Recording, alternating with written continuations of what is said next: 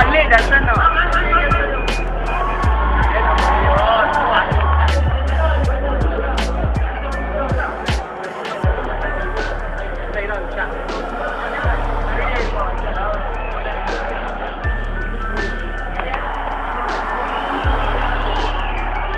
giao được mặt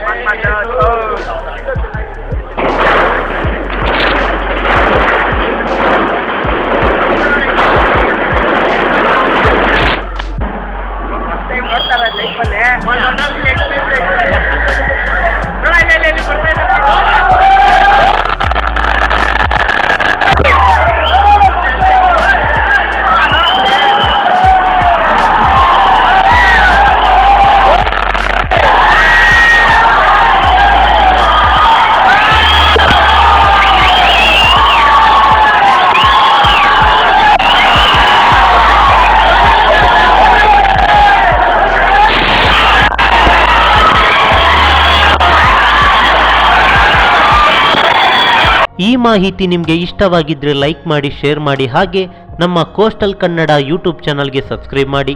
ನಮ್ಮ ಹೆಚ್ಚಿನ ಅಪ್ಡೇಟ್ಸ್ಗಳಿಗಾಗಿ coastal network Instagram page ಹಾಗೆ ಫೇಸ್ಬುಕ್ ಪೇಜ್ಗೆ ವಿಸಿಟ್ ಮಾಡಿ. ಧನ್ಯವಾದಗಳು.